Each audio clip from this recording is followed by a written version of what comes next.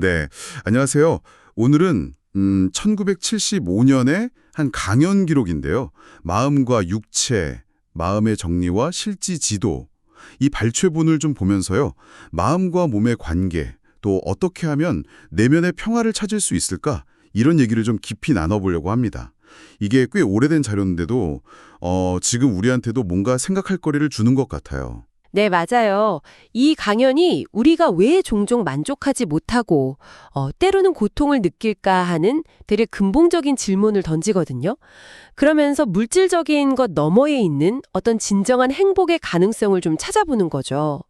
오늘 여러분하고 이 강연의 핵심을 좀 파헤쳐 볼 텐데요.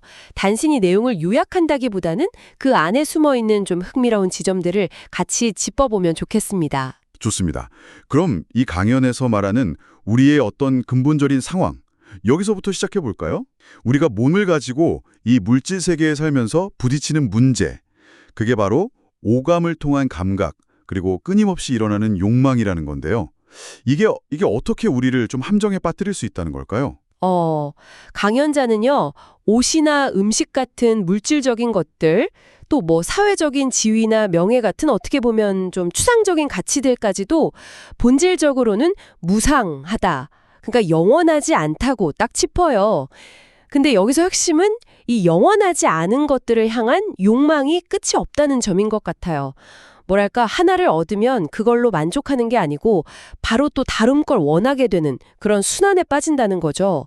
강연에서는 비유로 아무리 좋아하는 돈가스라도 매일 먹으면 질리는 것처럼 이런 끝없는 욕망 추구가 결국은 고통, 그리고 마음의 스모그라고 표현했는데 그런 상태를 만들어낸다고 설명을 하더라고요. 마음의 스물이요? 그 표현이 되게 인상적이네요. 그냥 불행하다 이게 아니라 뭔가 판단력이 흐려지고 앞이 잘 안 보이는 그런 상태, 그걸 말하는 거군요. 네, 그렇죠. 내면이 혼란스럽고 좀 불투명해지는 거죠.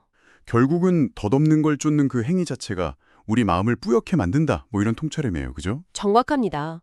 그래서 강연의 무게중심이 이렇게 변하고 사라지는 육체나 어떤 외부 조건이 아니라 영원하다고 이야기되는 마음, 심으로 이제 옮겨가는 거죠. 우리의 생각이나 마음가짐이 현실 경험, 그리고 행복에 직접적인 영향을 미친다는 건데요. 강연에 나온 예시가 사실 좀 뭐랄까 극적이죠. 어떤 건가요? 그 부하 직원이 승진한 걸 너무 질투하고 원망하다가 결국 원인 모를 병으로 쓰러졌다는 그 기술자 이야기 있잖아요. 아, 네네. 그게 보여주는 게 원망이나 분노 같은 그런 부정적인 생각이 단순히 기분 문제로 끝나는 게 아니라 정신적인 걸 넘어서 육체적인 불균형까지도 좀 초래할 수 있다. 이런 꽤 강력한 주장인 거죠. 아, 그러니까 자기 문제를 자꾸 남 탓, 외부 탓으로 돌리는 그런 태도. 강연에서 신경줄 환자 얘기도 잠깐 나왔던 것 같은데 그런 경향을 좀 경계해야 한다, 이런 메시지군요. 고통의 진짜 뿌리는 어쩌면 내 안에 있을 수 있으니까 밖에서만 찾지 말라는 거네요. 네, 맞아요. 바로 그 지점입니다. 그렇다면 이 중요한 마음을 어떻게 좀 들여다보고 다스릴 수 있을까요? 강연에서 제시하는 방법이 궁금해지는데요. 요. 첫 번째가 반성입니다.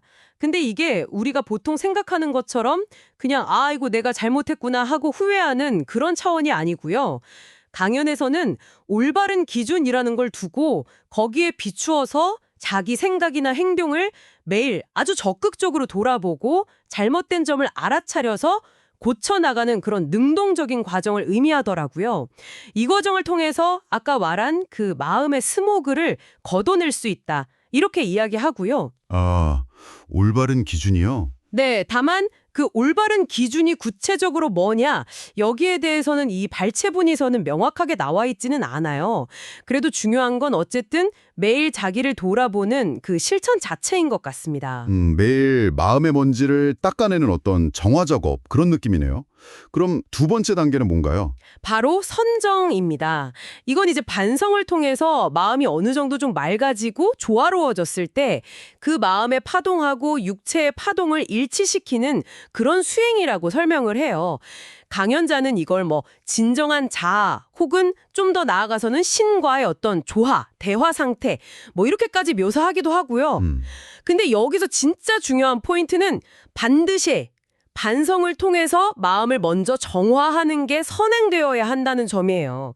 정화되지 않은 상태에서 선정을 하는 건 오히려 위험할 수 있다고 아주 강하게 경고를 하고 있습니다. 와, 그 순서가 중요하다는 게, 되게 흥미로운데요. 마치, 뭐랄까, 좀 더러운 물을 잔에 담아놓고 명상하려고 하면 잘 안 되는 것처럼 마음 정화가 먼저 되지 않으면 그 깊은 집중 상태가 오히려 부정적인 걸 더 키울 수도 있다. 뭐 그런 위험을 말하는 걸까요?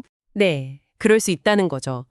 강연에서 그 이유를 아주 자세히 설명해 주진 않았지만 그 경고 자체가 시사하는 바가 좀 큰 것 같아요. 그렇네요.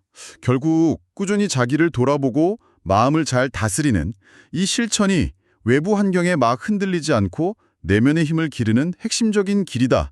이런 말씀으로 정리할 수 있겠네요. 네, 그렇습니다. 이 강연 발췌본이 결국 우리에게 던지는 메시지는 그거죠. 진정한 만족이나 평화는 밖에서 뭘 더 소유하거나 어떤 성취를 이룬다고 해서 얻어지는 게 아니라 자기 내면을 깊이 이해하고 조화롭게 다스리는 데서 온다는 것.